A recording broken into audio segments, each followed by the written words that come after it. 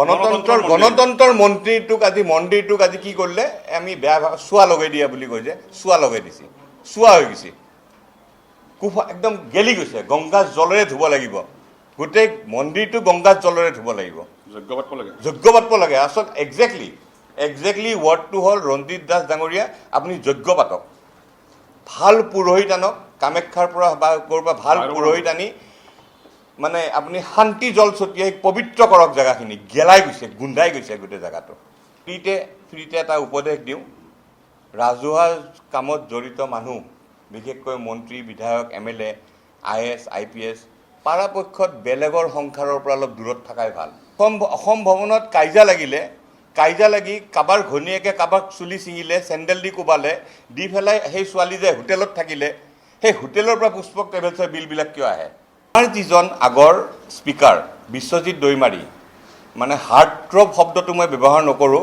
কিন্তু ছুপাৰষ্টাৰ এই ছুপাৰষ্টাৰজনে এখন ভেনিটি ভেনত ঘূৰিছিলে এই ভেনিটি ভেনৰ ফটোখন আজি আমি ৰাতিপুৱা আনিছোঁ এই ভেনিটি ভেনখন আজি নাই এই ভেনিটি ভেনখন এতিয়া জংঘলত জাবৰৰ মাজত সোমাই আছে ক'ত সোমাই আছে এই মাধৱ ডেকা য'ত থাকে এই ঠিকাদাৰজনৰ তাতে আছে মাধৱ ডেকা কোন হয় তেওঁৰ এটা পুৰণা আৰ্মিৰ লিংক আছে আৰু এই ভেনিটি ভেনখন চৰকাৰে কিনা নাই আৰ্মিৰ ফালৰ পৰা গিফ্ট লৈছিলে ক'ত গ'ল এই ভেনিটি ভেনখন আজি নাই আমাৰ ছুপাৰষ্টাৰ আজিকালি ভেনিটি ভেনত নুঘূৰে বিশ্বজিৎ দৈমাৰী ডাঙৰীয়াই বিদেশ ভ্ৰমণ কৰিছে 32 বাৰ কাক লৈ গৈছে সেইটো পাছপৰ্ট চালে গম পাব বিদেশ ভ্ৰমণ কৰক আমাৰ আপত্তি নাই কৰিব পাৰে ৰাইজৰ পইচাৰে কিয় কৰিব আৰু আমি যদি এই বিদেশ ভ্ৰমণৰ পৰা গোটেই তথ্য আজি যিখিনি মই বা আমাৰ ধ্ৰুৱ তালুকদাৰ যিখিনি কথা ক'ম এই কথাখিনি যদি মিছা হয় এই পুষ্পক ট্ৰেভেলছত গৈ সুধিলে হ'ল এইটো পুষ্পক ট্ৰেভেলছৰ ফাইল গোটেই কাৰবাৰটো পুষ্পক ট্ৰেভেলছৰ পৰা হৈ আছে সচিবালয়ত হৈছে কি আমি যেতিয়া 90 দশকত যাওঁ তেতিয়া অসম সচিবালয়ত এনেকুৱা আছিলে ভালপোৱা আছিলে প্ৰেম আছিলে আৱেগ আছিলে অভিমান আছিলে এনেকুৱা আছিলে আৰু সেই অসম সচিবালয়ৰ পৰাই প্ৰেমৰ সৃষ্টি হৈছিলে এজন জাতীয় নেতাৰ কাহিনী আমি যদি ক'ব 90 দশকৰ কাহিনী আমি জানোৱেই চবেই জানে কি হৈছিলে তেতিয়া এই প্ৰেম ভাল পোৱা যায় গৃহকন্দল হ'ল মন্দিৰত চুলি হ'ল মাৰপিট হ'ল তেনেকুৱা আৰু আজিৰ অসম মানে অসম বিধানসভাটো একেই কিন্তু এতিয়া আৱেগ নাই প্ৰেম নাই ভালপোৱা নাই চুলি নাই কাজিয়া নাই এতিয়া আছে UCC কাৰবাৰ চলি আছে বিদেশ ভ্ৰমণত যায় ক'ৰবাত জয়পুৰত গৈ কাৰোবাৰ ঘনীয়েকে যায় ধৰে আছাম হাউচত ধৰে বেবিচাৰী এটা কাৰবাৰ গণতন্ত্ৰৰ মন্দিৰ এতিয়া দুৰ্নীতিত পৰিণত হৈছে UCCলৈ গৈছে UCC বুলি ক'লে চবেই আমি গম পাওঁ বৰ্তমান খুব চৰ্চাত আছে হোমেন বৰুৱা অন্তিমা দেউৰা চেৰাউগী দুলাল পেগু আৰু দীৰ্ঘা বৰুৱা এওঁলোক হ'ল মেইন কালপ্ৰিট যোনে গোটেই সচিবালয়টো কলংকিত কৰিছে আমি এতিয়া ক'বলৈ যাব লাগিব প্ৰথম মই আৰম্ভতে কওঁ আমি 3জন ঠিকাদাৰৰ নাম ল'ব লাগিব এজন হ'ল মাধৱ ডেকাৰ সম্পত্তিৰ কথা যদি আমি ক'ব যাওঁ উষা কোৰ্টত কাষত এটা বিল্ডিং আছে ছিকিমত সম্পত্তি আছে ত্ৰিপুৰাত আছে গণেশগুৰি লক্ষ্মী হোটেলৰ কাষত আছে এই মাধৱ ডেকাৰ কেৰেক্টাৰটো অলপ বেলেগ ধৰণৰ কেৰেক্টাৰ ইয়াতে এজন পাম আমি সুন্দৰ নাথ মিশ্ৰ আৰু এজন হ'ল গৌতম বড়ো এওঁলোকে কি কৰে 5 কোটি টকাৰ যদি কাম কৰে বিল দেখায় 20 কোটিৰ 25 কোটিৰ আমাৰ যিজন আগৰ স্পীকাৰ বিশ্বজিৎ দৈমাৰী মানে হাৰ্টথ্ৰব শব্দটো মই ব্যৱহাৰ নকৰোঁ কিন্তু ছুপাৰষ্টাৰ এই ছুপাৰষ্টাৰজনে এখন ভেনিটি ভেনত ঘূৰিছিলে এই ভেনিটি ভেনৰ ফটোখন আজি আমি ৰাতিপুৱা আনিছোঁ এই ভেনিটি ভেনখন আজি নাই এই ভেনিটি ভেনখন এতিয়া জংঘলত জাবৰৰ মাজত সোমাই আছে ক'ত সোমাই আছে এই মাধৱ ডেকা য'ত থাকে এই ঠিকাদাৰজনৰ তাতে আছে মাধৱ ডেকা কোন হয় তেওঁৰ এটা পুৰণা আৰ্মিৰ লিংক আছে আৰু এই ভেনিটি ভেনখন চৰকাৰে কিনা নাই আৰ্মিৰ ফালৰ পৰা গিফ্ট লৈছিলে ক'ত গ'ল এই ভেনিটি ভেনখন আজি নাই আমাৰ ছুপাৰষ্টাৰ আজিকালি ভেনিটি ভেনত নুঘূৰে। এতিয়া কথাটো হ'ল যে বিশ্বজিৎ দৈমাৰী ডাঙৰীয়াই বিদেশ ভ্ৰমণ কৰিছে 32 বাৰ। কাক লৈ গৈছে সেইটো পাছপৰ্ট চালে গম পাব। বিদেশ ভ্ৰমণ কৰক, আমাৰ আপত্তি নাই, কৰিব পাৰে। ৰাইজৰ পইচাৰে কিয় কৰিব? আৰু আমি যদি এই বিদেশ ভ্ৰমণৰ পৰা গোটেই তথ্য আজি যিখিনি মই বা আমাৰ ধ্ৰুৱ তালুকদাৰে যিখিনি কথা ক'ম, এই কথাখিনি যদি মিছা হয়, এই পুষ্পক ট্ৰেভেলছত গৈ সুধিলে হ'ল। এইটো পুষ্পক ট্ৰেভেলছৰ ফাইল। গোটেই কাৰবাৰটো পুষ্পক ট্ৰেভেলছৰ পৰা হৈ আছে। দ্বিতীয়তে হ'ল, আকৌ মই ৰঞ্জিত দাস ডাঙৰীয়াক ধন্যবাদ জনাইছোঁ। আমি আজি প্ৰেছ কনফাৰেন্সৰ যিখন প্ৰেছ ৰিলিজ, সেইখনেই ডাটা। ৰঞ্জিত দাস ডাঙৰীয়াই এতিয়া ইয়াৰ পৰা এটা এটাকৈ ডাটাখিনি ওলালে হ'ল, এনকুৱাৰী কৰিলে হ'ল, গোটেই তথ্য ওলাব। আৰু ৰঞ্জিত দাস ডাঙৰীয়াই যদি তদন্ত আৰম্ভ কৰে, ইয়াৰ পিছৰ পৰ্যায়ত আমি আৰু ডাটা দিবলৈ আমি সাজু আছোঁ। বাকী আমাৰ ধ্ৰুৱ তালুকদাৰে ক'ব গোটেইখিনি। কোকৰাঝাৰ BTID হাগ্ৰামা মহিলাৰীৰ ছেকেণ্ড টাৰ্মটোৰ সময়ত এই বিশ্বজিৎ দৈমাৰী আৰু হোমেন বৰুৱাই লটাৰী স্কেম এটা কৰিছে।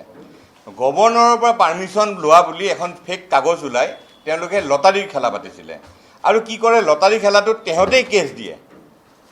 কেছ দি কি কৰে, বেলেগ ৰাজ্যলৈ লৈ যায় লটাৰীটো। এইবিলাক আজিৰ নহয়, হোমেন বৰুৱা, বিশ্বজিৎ দৈমাৰী আজিৰ খিলাৰী নহয়, তেওঁলোকে আগতে এইবিলাক কৰি আহিছে, বদমাছি কৰি। কিন্তু মানুহৰ আৱেগক লৈ খেলি, জনজাতিৰ মুখখন লৈ তেওঁ দিছপুৰত আহি পেলাই বদমাচিনি কৰিলে, আৰম্ভ কৰিলে।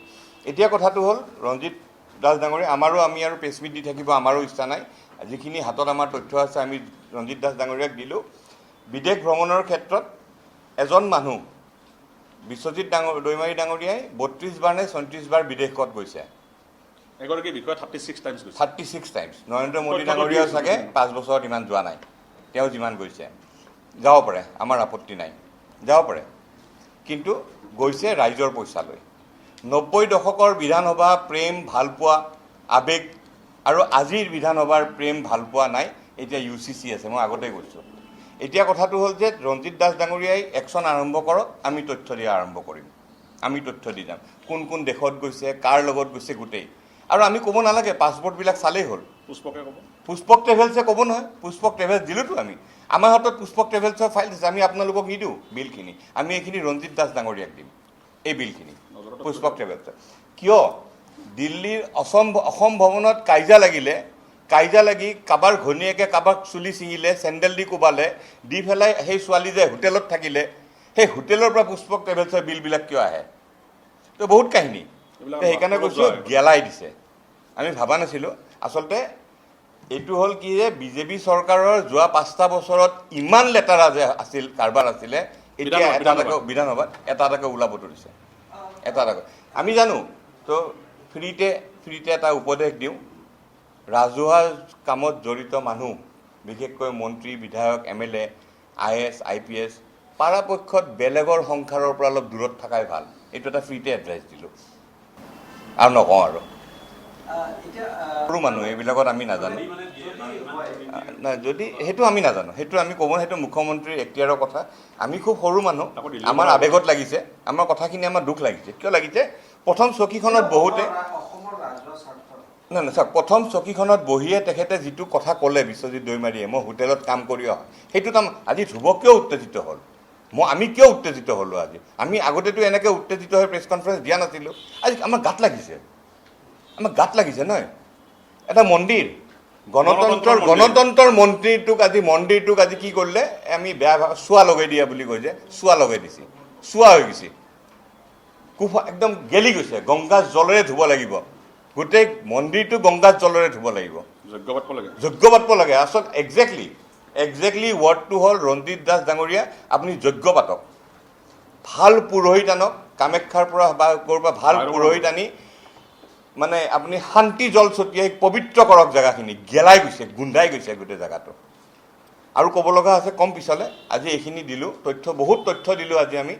ৰঞ্জিত দাস ডাঙৰীয়া আপোনাৰ হাতযোৰ কৰি অনুৰোধ কৰিছোঁ, আপুনি তদন্ত কৰক, শাস্তি দিয়া ব্যৱস্থা, বিশেষকৈ হোমেন বৰুৱাহঁতৰ নিচিনা মানুহক, যি এস্কৰ্টৰ ছাপ্লাই কৰা মানুহ। এস্কৰ্ট বুলি ক'লে আমি চবেই জানো, ছাপ্লায়াৰ এটা। আৰু মাধৱ ডেকা, গোটেই পইচাটো মাধৱ ডেকাৰ হাতত আছে, যোনে ভেনিটি ভেনখন দিছিলে। আৰু এটা সুন্দৰ নাথ মিশ্ৰ, গৌতম বড়ো, এইকেইটা হ'ল ঠিকাদাৰ। আমাৰ ফালৰ পৰা আজি এইখিনি ক'লোঁ। আমি আশা কৰিম যে এনেকুৱা ধৰণৰ অসম চৰকাৰত, বিজেপি চৰকাৰত ৰঞ্জিত দাস ডাঙৰীয়াই যিখিনি কৰিলে, ইয়াৰ পিছত যাতে আৰু তেনেকুৱা কোনো যাতে কৰিব লগা নহয়। নহয়, ৰঞ্জিত দাস ডাঙৰীয়াই যিখিনি কৰিলে, যিখিনি কথা উদঘাটন কৰিলে, তেনেকুৱা উদঘাটন যাতে আৰু ভৱিষ্যতে যাতে অসম চৰকাৰৰ পৰা যাতে নোলায়। আৰু ৰঞ্জিত দাস ডাঙৰীয়াক আকৌ অনুৰোধ কৰিম, আপুনি হিৰ' হৈ থাকিব অসমীয়াৰ মনত। একশ্যনখিনি আপুনি ভালকৈ লওক। আৰু বিশ্বজিৎ দৈমাৰীৰ নিচিনা মানুহ যাতে অসমত যাতে আৰু দ্বিতীয় নোলায়।